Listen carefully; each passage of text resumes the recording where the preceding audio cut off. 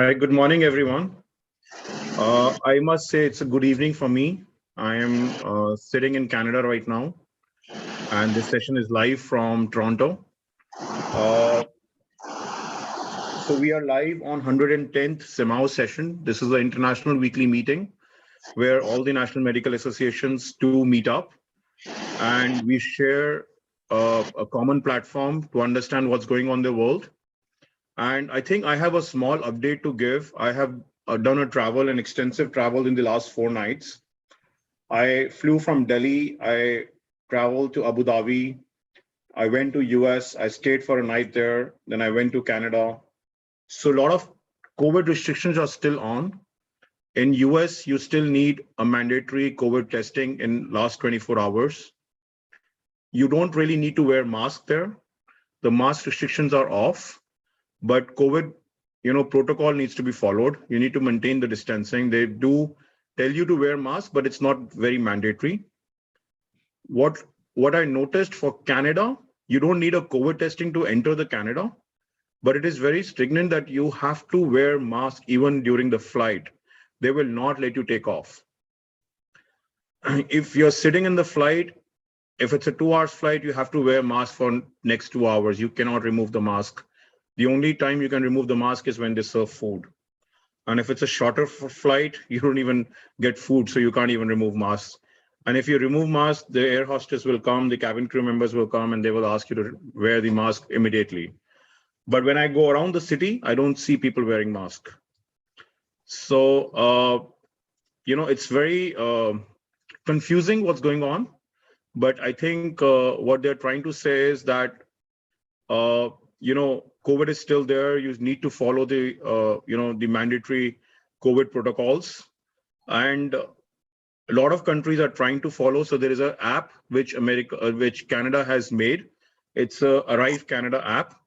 You need to upload all your vaccination certificates. You need to upload all your testing reports, everything, and they will give you a barcode.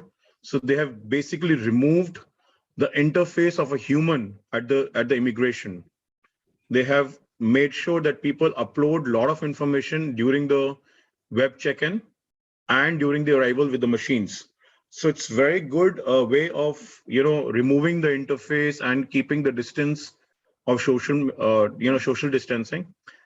What it also helps is that you even if there is no COVID and the things moves on smoothly, it still convinces you that you're not getting infected with like whoever is touching the machine or the long queues and everything. Even I saw long queues at the immigration counter, but people were wearing masks there. So that's a short update which I wanted to give you. In last 4 days I've traveled, and I would like, we have Singapore here, we have Pakistan here, and we have other countries. South Africa is here. I wanted to understand what's going on in terms of travel protocol there, and what's going on with the country in COVID. We don't have a speaker today because I just called it off at the last moment. We will have that speaker of Ishik Khosla coming up in in a couple of weeks' time. So, Dr. Chong, would you like to take it forward? Yes, thanks, Saurabh. Nice to hear what's happening over in Toronto. And in Singapore, everything is sort of like quite low key at the moment. 3,000 plus cases in the last 24 hours.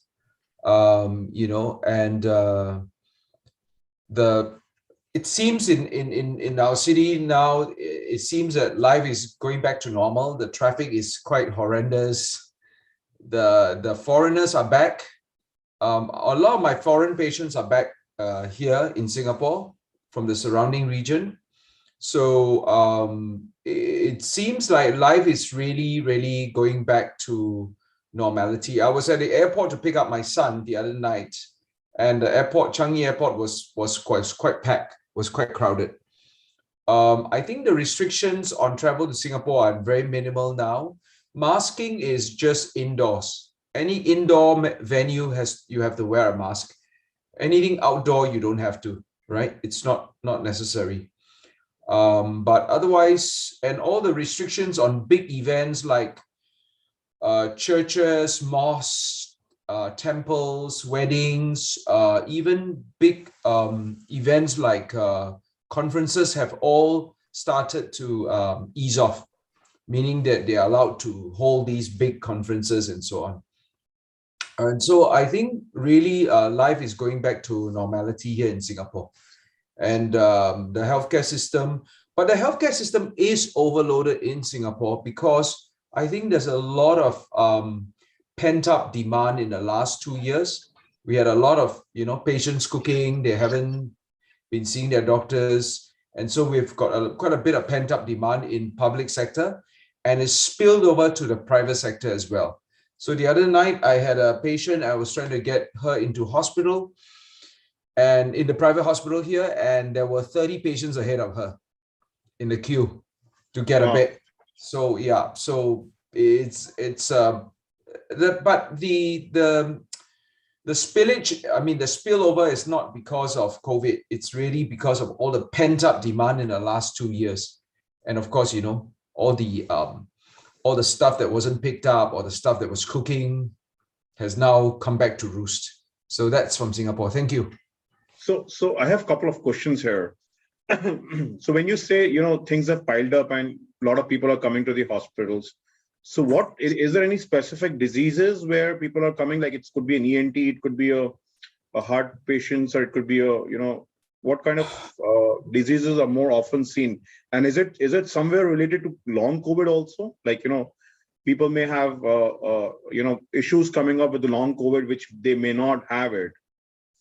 I think we see quite a lot of the spillover are actually surgeries that have been kind of pushed off for a while, elective surgeries, then for example, people who, for example, my cardiologist, he's got quite a large number of patients who who haven't come to see him for 2 years, and they came, and then to their horror, CT coronary angiogram shows blockages, so we need to do stenting, and I mean, so that kind of feel and look.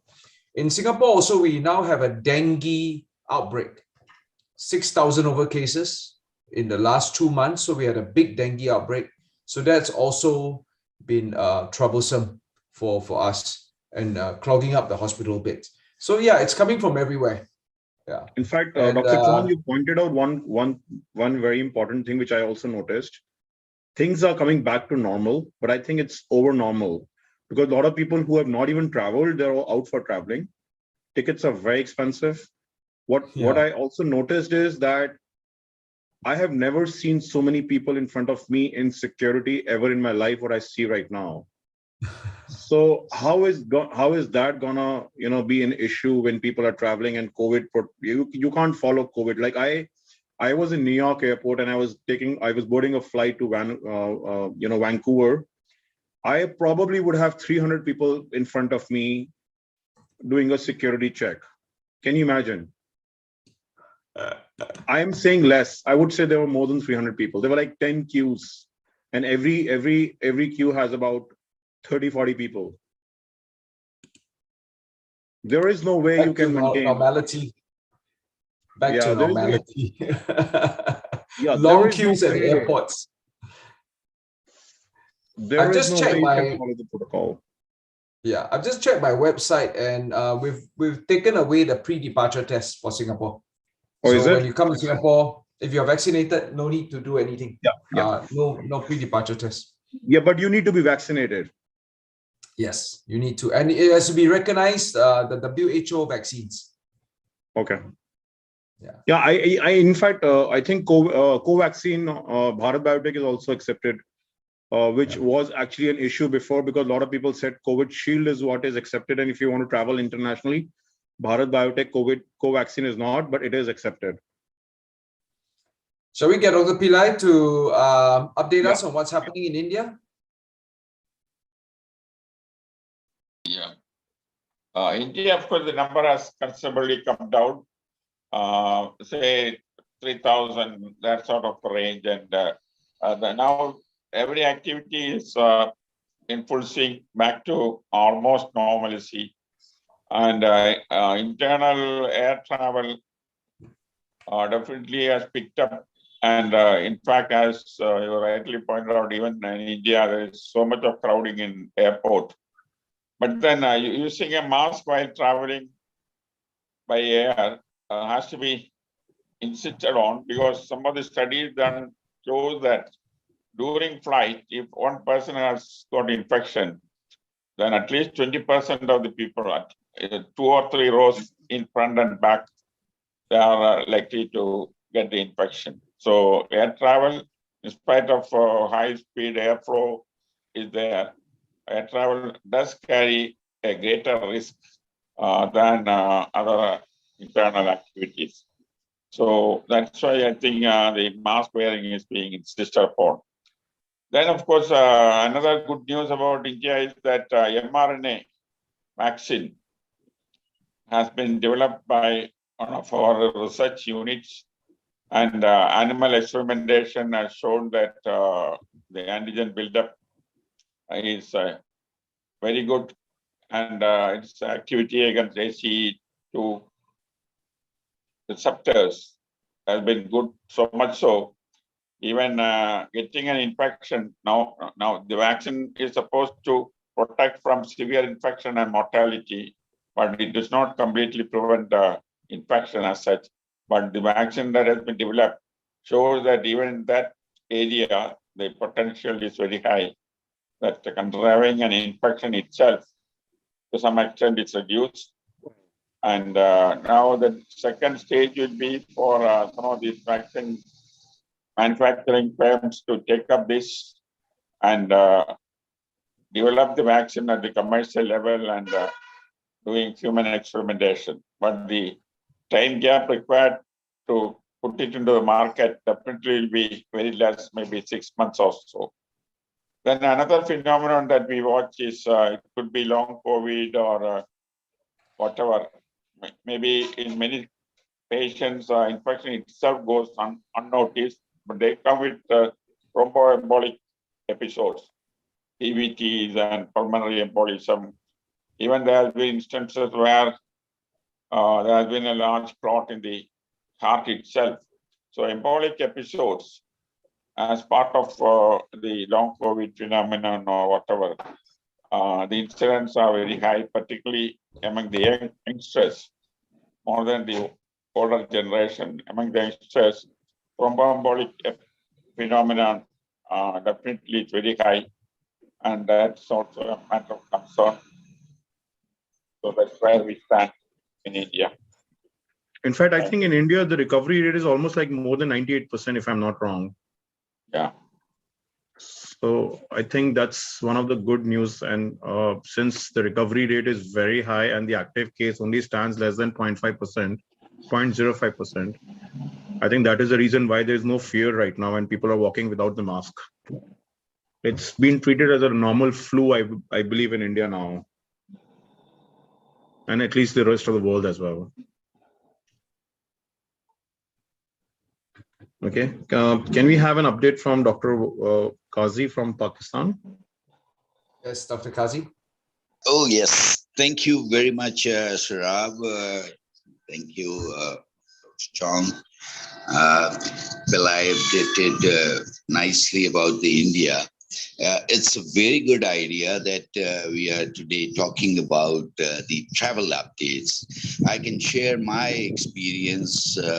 Last month, I traveled to Europe and in April, and it was a 15 days visit to Europe, and there was no pre-boarding testing requirement. What all we needed was just the COVID documents we had to upload on the through the net, and a QR document was generated, and all the vaccination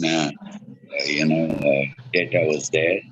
And while traveling by plane, it was mandatory to wear masks, and there were lots of travelers. And I landed up at Barcelona, and it was very smooth, check-in, and the immigration was perfect.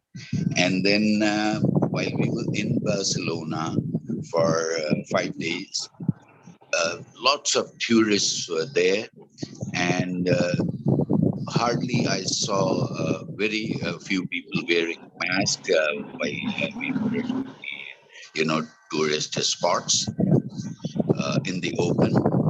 But they definitely asked for the mask wearing in the restaurants and places, in indoor places. And then from Barcelona, I traveled to France, Lyon, and I traveled by bus. And the during boarding on the bus, they asked for the COVID document that was generated well before our arrival there. And what all they needed was the ID, definitely the passport, and the COVID document that was shown to them. And while on the bus, we were asked to wear masks while traveling. And after 2 hours, every 2 hours, they had a stop over, and where we were allowed to, take off our mask while in the open. And then I stayed there for 3 days there. And from there, I went to Geneva, the same situation. No pre-testing, nothing was required, just that document was good enough. And from there, I went to Milan, Italy, and from there to Rome. And in Rome also, the similar situation, no difficulty while traveling, and no testing required. And in Rome also, there were lots of tourists. I think, as Sir has pointed out, that it's the super normal sort of thing after the COVID pandemic. The people are, getting out of their homes, traveling to these tourist places. And even when we took a guided tour as well, and the guide was also telling us that while we were in the van or the bus, we were supposed to wear masks, and on the spots in the open, they allowed us to take off our masks, and everything was fair and good enough.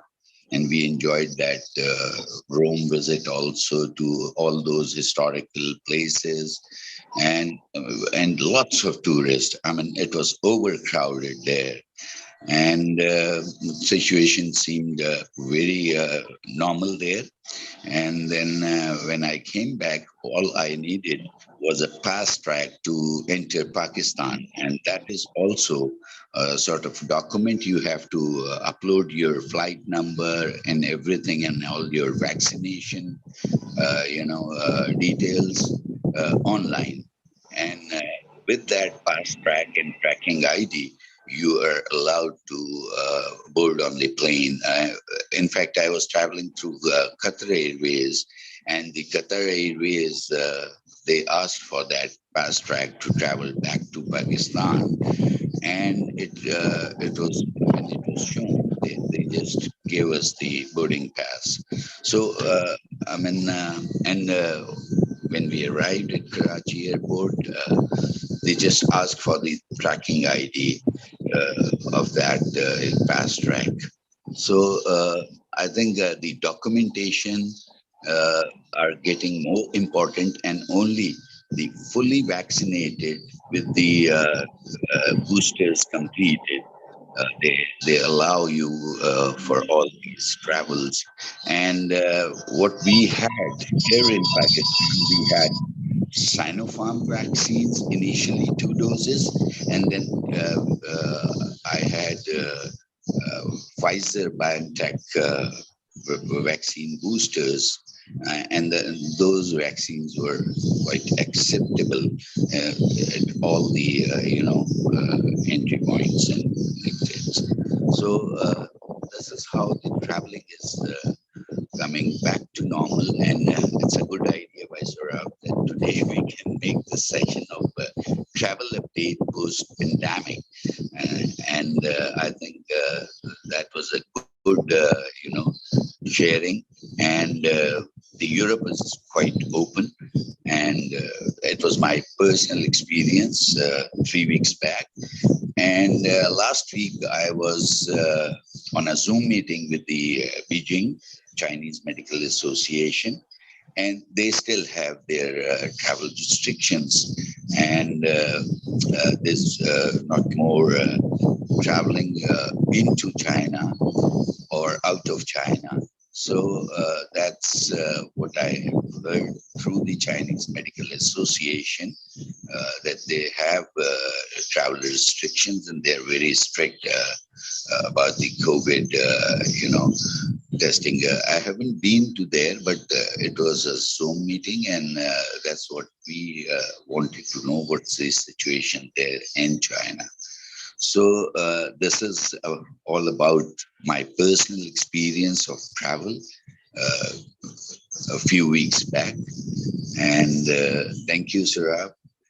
However, the condition in Pakistan seems pretty good, and there were no deaths during the last 24 hours. Testing is still going on. Usually those who wanted to travel, and there are some places like Saurabh said, traveling to US, you need to have 24 hours prior testing, and the vaccination program is pretty good. Life is back to normal. In fact, we have a lot of political activities. You must have seen on television that there has been, lots of big rallies and all that. It's all overcrowded, and you hardly see wearing masks during those, rallies and all that.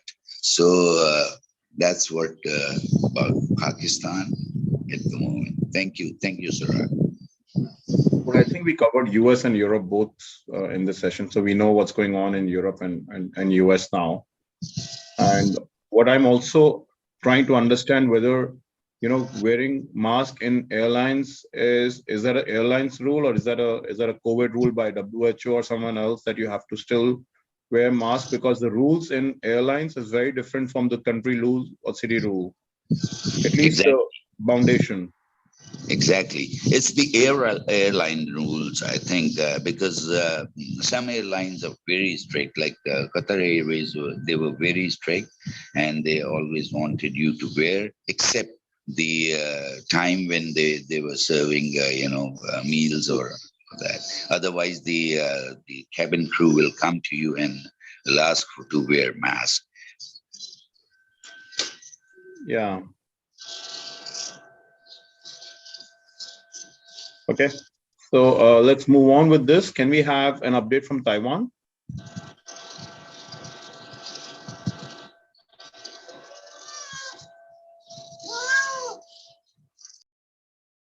Hi, are you there from Taiwan Medical Association? Okay. Okay. We are actually in the stage of transitional. I mean, between the tight control and free open for the country now. Yesterday we had more than 60,000 new cases confirmed. About 40, somewhere a little bit, about 40 cases passed away due to Omicron. So it's a little bit chaotic. I mean, our life is so-called rather normal, but a little bit chaotic because people like to have more screening, test kits to be available. But we are still unsure of the screening test kit. It probably need another 2 weeks before we get a so-called full supply for the social, for the need of the whole community. So the medical center, like my medical center, Taipei Veteran General Hospital, we have somewhere about 27, 28 hungry beds. Now we have to make at least about 30% of the beds available for the COVID-19 infected cases. That means we have to cut down the regular admission, regular surgery used to be. And in the outpatient care, actually, patient automatically reduce their visit to the medical center now. For example, I used to have 50 patients per visit, but now I have somewhere around 25. So it's okay. In general, for the country, it's okay. But for the past 2.5 years, because our pandemic control here, it seems to be rather well. And so now it's getting a little bit more difficult. Sentimentally. My daughters has a family member, including domestic helper. They have 7 people. Everyone got infected in the past 2 weeks, but they are recovering about more than 90% right now. So it seems to be okay. That is pretty much what I have for you. Thank you so much. And I can see your niece out. I think your daughter's behind you. That's granddaughter. She got infected. She got infected which day? Friday, about 9 days ago. But she's okay. Okay, that's great. Yeah. So I also see you wearing mask at home. So is it something which has been? Well, no, because I'm coming to see them. So I'm supposed to have the mask be on. But the mask is still required in the public. Okay, it's still required in the public. And now, like in medical center, we are required to have N95. When we making wrong in the outpatient care, we are required to have N95 now. Okay, great. So can we have South Africa, Dr. Angelique and Dr. Akhtar Hussain? Yeah, good morning, Saurabh and everybody. South Africa was doing very well, but last two weeks, things have been changed. And last few days, it's gone up to 10,000. Day before yesterday, it was 8,300, and death was 114 cases. And our recovery rate is 95.4. And active cases yesterday was 76,274. The issue of vaccination is going slow, and the government trying for booster dose and above 12 years, but is still struggling on the vaccination. It's about 35.5 million total single doses of vaccination so far done. Borders are open. You just need a vaccine certificate. There are no vaccine COVID-19 test result they need anymore. Inside, they are still practicing wearing mask. Outside, nobody is wearing mask. Crowded area, nobody is wearing mask. And there was a controversial school children must wear mask or non-wear mask. But now they started to wear the mask. So hospital admission, public sector numbers are still very low. Private sector, there are admission, but those are not serious cases. In those who are vaccinated, there are very few admission, but mostly senior guy with the comorbidity admitted without having COVID vaccine done. And still those who haven't taken the COVID vaccine, they are the one queuing up in the hospital. Thank you, Saurabh. Thank you, Dr. Angelique.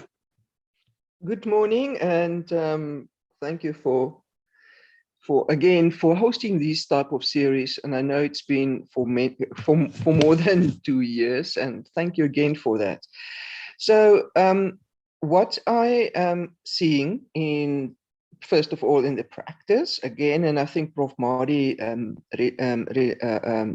mentioned it also last week, is that even if you had Omicron B1, there are people whose immune systems, antibodies wanes down, and we are also seeing that same people getting BA4. So this brings a question to my mind regarding herd immunity, whether that with the new subvariants escaping immune systems, whether we can still rely on herd immunity. That's the one thing. Then South Africa published a week and a half ago their new temporary regulations, healthcare regulations, and there was 3 regulations. One, as Akars was saying, regarding the wearing of masks indoors. The second one was the gathering of people. And then a third regulation that makes absolutely no sense. And knowing Africa and South Africa, this is going to bite us. So that regulation says that if you come into the country, you need a PCR 72 hours old. If you don't have a PCR, and this is where the stupidity of this regulation comes in, you will be tested at the airport or at the customs and with rapid testing. If the results are positive and you don't have symptoms, you're allowed to go through. If it's positive and you are having symptoms, then you need to isolate. Now, who in their right mind will say that they have symptoms if they know they are testing positive? So, so there are no guidelines on who will decide if you having a positive test, whether you are sick or not, whether you are symptomatic or not. And we all know it's very difficult. You can examine a patient and you've got a high index that they are positive, but clinically you will not be able to make a good case that yes, indeed it is possible. So you go a lot on the symptoms that the patient is giving you. So if I'm a person coming into South Africa, I know I've got COVID underlying, I will not do my PCR. And when I get into the customs, I will just vehemently deny that I am having symptoms. So I think sometimes governments need to look at what type of regulations they're bringing in and how practical that regulations are, because this is a regulation that makes no sense. I also, what I do agree with our government is the wear of masks indoor.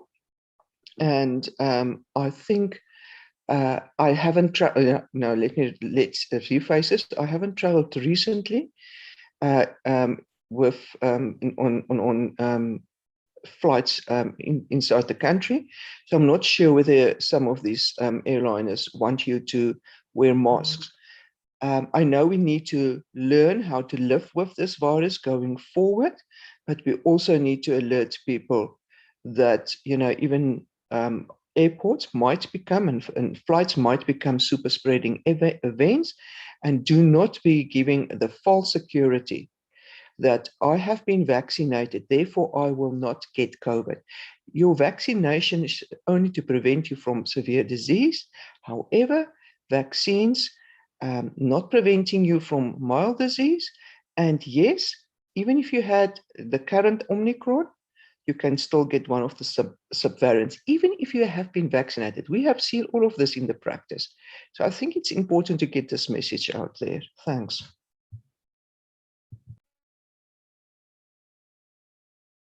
I think that's a very good update. And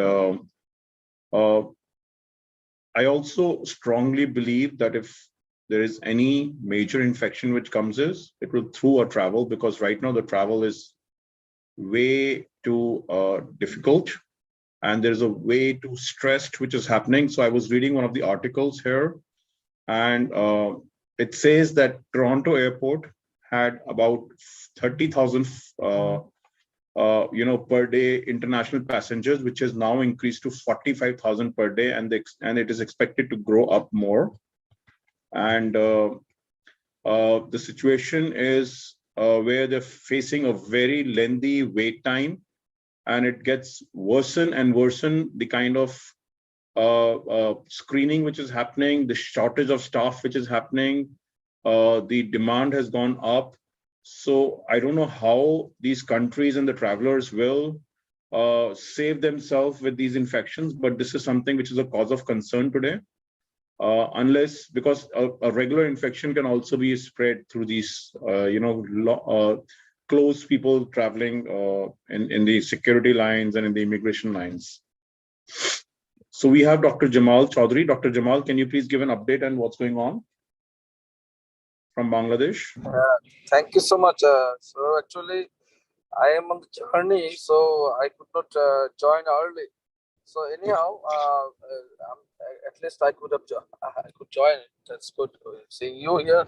And in Bangladesh, actually, everything is normal, and we have only near about 20 to 30 cases per day, something like that, and no death. Actually, in one district yesterday, I have seen the infectivity rate has gone up. That is, it's a border area, Sylhet, and 20% infection rate is there, but number is less. So only 8 cases are there.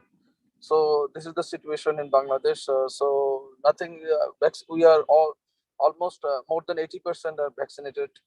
So this is a good thing actually here. That's all. Thank you. Dr. Jamal, do you have any update on travel in and out from Bangladesh? Travel.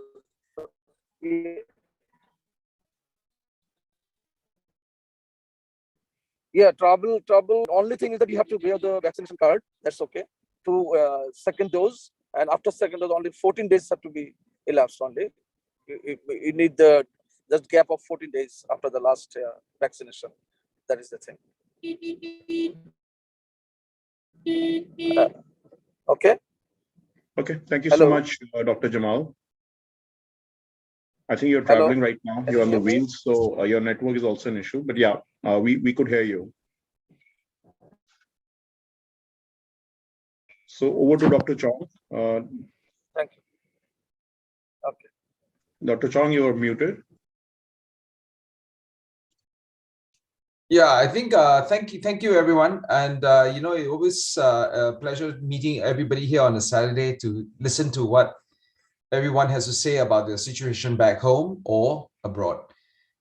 So I think without much further ado, I thank everybody for joining us this Saturday. Dr. Chong, I wanted to make an announcement before you Yes.